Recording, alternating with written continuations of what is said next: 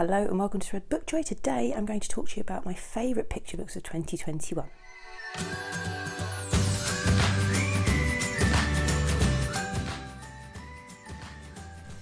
If you're new to the channel, I'm Jack, and if you're not new, welcome back to Red Book Joy.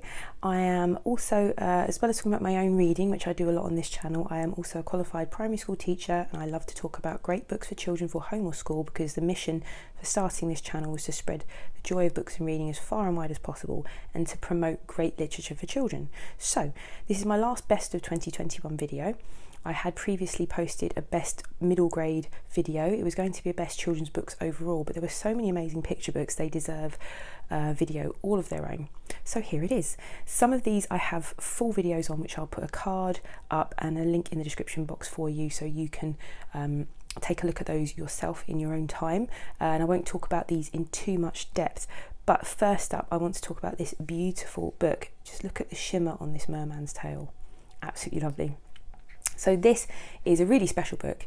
It was published last year, and it is by Ian Eagleton and James Mayhew, and it's all around a love story about Nen and the fisherman Ernest, and it's absolutely really a groundbreaking picture book in a lot of ways. So I got a signed copy. I was lucky enough to get a signed copy. Nen is a merman whose father tells him to stay away from the human world. But he can't resist it. At night he sings a sad song, and one night his sad song is heard by a lonely fisherman called Ernest, and they meet. And yeah, I'm not going to do too much more on this because I do have a video on it, but I also have a video on the amazing publisher for this book. So Owlet Press, who I'd love to promote, are a small independent publishing house here in the UK who've got a great mission. Their mission is to change the world one storybook at a time, and yeah, they're definitely doing that. They've got such a diverse range of characters and authors and illustrators that they work with, so I'd really highly recommend checking them out. Check out their website. I've got another book by them, which was also one of my favourite picture books of 2021, and that is Wild by Annette Demetriou and Dawn White, and illustrated by Ryan Sonderegger. And Wild is all around toxic masculinity and gang culture, and it's the first book of its kind that I've really seen addressing it for children, very young children. So we've got two tiny wolves here. They're called Wolfie and Wilfie, I believe, and Wolfie and Wilfie are playing together quite nicely one day when a big other group of bigger, more aggressive, loud wolves comes charging out and frightens them, and they tell Wolfie and Wilfie that they can't be real wolves because they're not growly or scowly or scary or snarly or wicked and wild. And then they just sort of prove to them that actually, no, you don't have to be that to be a wolf. Not going along with the crowd. So it's this really kind of trying to get across to very young children to be true to themselves and be independent and not get involved with gangs of others who may want you to act in ways that you don't really want to act in. I just think it's a really great message. So this was a wonderful book. Another wonderful book, which is really important, and this was published last year, was The Invisible by Tom Percival. I didn't do a review video of this, but I do have a review on my website, which I'll link in the description box below. And Tom Percival, he grew up in poverty, and so he's decided to write a picture book about the experiences of growing up in poverty. So we have the character, the main character in the book is Isabel, and if you look very closely at everything in the images, you'll see she's got very little in her room. The house, she notices all these beautiful things, but her house is always cold. If you look at ice on her bedstead and in her window, because their parents can't afford heating. And this is lived reality for so many children. It makes me so it breaks my heart. There's so many children living in poverty, but she's happy. The family are happy together. They've got each other, and they don't have very much, but they couldn't afford to have the heating on. They couldn't afford a lot of things, but they tried not to worry about the things they didn't have. It's a really marvellous book, and it really highlights a lot of real life situations that families here in the UK and elsewhere go through. So she feels invisible, and it's this idea that people who are in poverty are ignored and do feel invisible in society. but there is a happy ending, so I won't spoil it for you, but it's just an absolutely fantastic and important book. This next book is a recent one for me. It was a gift from one of my friends on Instagram, Paula at Old Bookish Woman. You should go follow her. I'll link her account in the description box below. It was a Christmas present from her, actually. It was on my wish list for some time, and it's called Sometimes I Feel, A Menagerie of Feelings, Big and Small by Sarah Maycock. This is a stunning book. The author illustrator, as far as I'm aware, went to London Zoo and painted a lot of these beautiful ink and watercolour images that are just so beautiful throughout this book. But what's great about it is she uses animals to talk about feelings and emotions, and express different types of emotions and the way we might deal with them or cope with them. And it's just it's just beautiful. I'll just flick through so you can see it. There's no point, this is the point of me doing this top down filming, so you can see these amazing pictures. So here, sometimes I feel as big as a bear. If I stand tall, I can find my inner courage. I feel as timid as a mouse. This is absolutely stunning, this part. Sometimes I feel as blind as a bat, but when that way ahead is unclear, following my instincts will help me choose the right path. I think this is a beautiful book, just about a reminder about our feelings and emotions, and taking care of ourselves, and taking care of our well-being physically and mentally and emotionally. It's just really beautiful, much like the Charles Mackesy book, The Boy, the Horse, the Fox, The Boy, the Mole, the Fox and the Horse, which is another picture book which actually adults can get a lot out of. Here we go. Look, sometimes I feel busy as a bee, but slowing down to see the beauty all around me is time just as well spent. So you can see the messages in this book about not overdoing things, about not completely giving into particular emotions, that some emotions are all emotions have their place and all emotions are valid and necessary, but trying to listen to our bodies and trying to make sure we don't let emotions overwhelm us and get the better of us. Can You Keep a Secret by my favourite children's illustrator at the moment, Melissa Castrion.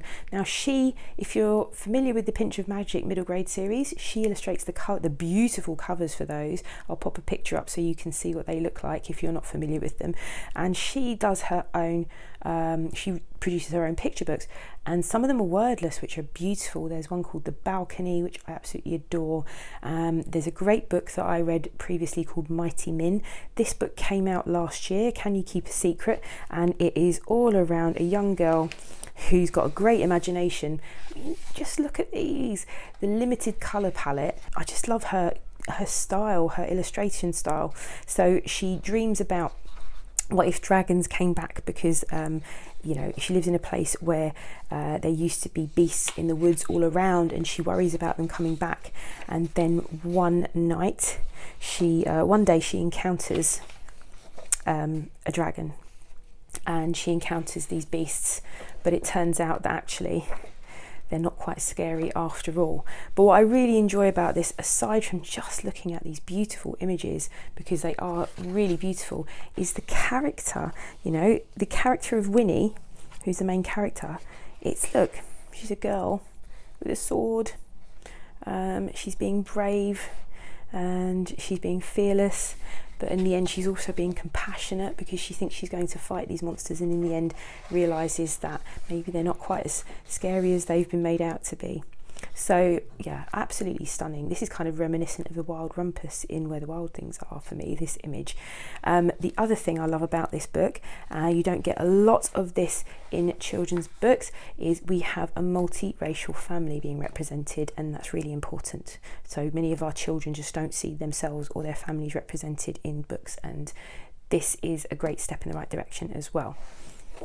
I'm going to try not to gush too much about this next one, which is The Girl and the Dinosaur by Holly Hughes and Sarah Massini, because I have not only a full review video on it, but I have a free plan for anyone out there who's interested in reading to children or groups of children. I have what I call a free storytime reading plan, which is part of my Joy Book Club books that I would make plans for picture books basically, and they're free. They're on my website and you can download them. I'll put a link in the description box and a link to the video, because in the video not only do I talk about what I think of the story, my sort of analysis of it, but I also demonstrate how I would read this book to children. So I'll put a link to that in the description box below, but you can just see why I love this. One, it's about a girl and a dinosaur, and we don't get enough books featuring girls and dinosaurs. It's usually boys and dinosaurs, but in this we get a girl and a dinosaur, and not only do we get that, we get these beautiful, whimsical, light drawings. We get lots of detail to look at throughout. You can spot little tiny details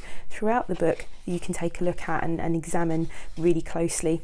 It's all around a girl who's happy being solitary and on her own. She digs up some bones, and then later that night the bones come to life and they take her on an adventure. And it's just, as well as being beautiful, it reminded me so much of the power of imagination in childhood, and how children's imaginations are often more real to them than the world around them. I mean, look at the detail in this. I said to you about detail. You've got so many things to look at and discuss in these books, in these pages. It's just beautiful. Absolutely lovely. I won't talk any more about it because I've got a lot on this already. But yeah, definitely one of my favourite picture books. Going to be one of my favourite of all time, I think. Last but not least, here's I Get Loud by David Wieme. Now, I dislike this. This is really irritating to me. It looks like a sticker. It's not a sticker. It's actually printed onto the book, which I really find irritating because I want the full image of this beautiful illustration on here. So I Get Loud is a follow-up, a sequel to I Go Quiet, which I've got a review video. I don't know if I've got a video on it. I've definitely got a review on my website for I Go Quiet, and I will link it in the description box below. But I Go Quiet was all around an introverted child, and it's a really stark, haunting picture book. I love the images in it. Absolutely, like, about this girl who feels alone. She doesn't like to talk. Sometimes she hears people talking about her, and sometimes she goes quiet. So it's all about that sort of painful feeling of loneliness that introversion can bring. But the girl finds solace in books. Look at these illustrations, just so beautiful. This is one of my favourites. That's her reading in her tree, and she's got this whole rich world that she imagines because of the books that she reads. So I Go Quiet is a wonderful book, and the follow-up was I Get Loud, and that was released last year. And I Get Loud, in the same book, that the same character finds a kindred spirit, a friend, and I'll call her actually a bosom friend, as Anne of Green Gables would say, Anne Shirley would say. She finds that one person, she makes a connection, and as we know, making connections with someone, when you finally meet someone who you get and they get you, it can be one of the most special things in the world, a best friend in childhood particularly. So we follow the girl as she meets a friend, but then some things happen which force the town and the people in the town, they become displaced. And yeah, I just love this. I love the story. I love the development of this character. I wonder if we're going to see any more of this character going forward. But his illustrations, I mean, detailed, really kind of vivid but stark.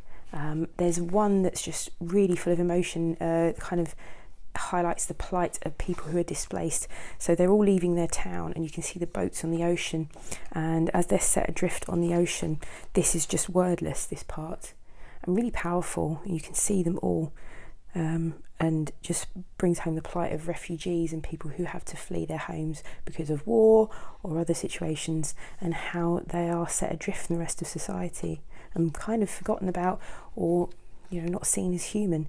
And I just love this picture book. I think it's wonderful. So these are my favourite picture books of 2021. Have you read any of them? Do you think you would get any for a child in your life or for yourself? I don't have any children of my own. I'm a teacher. I buy books to read with my children, but I do love picture books as works of art in their own right. And these are just some of the most stunning ones that I read this year. If you like this video and you think you might want to come back again, why don't you think about clicking subscribe? I'd love to hear your thoughts on these picture books, or any recommendations for picture books that you read in the last year that you think I should take a look at. And hopefully I will see you again here soon. Bye.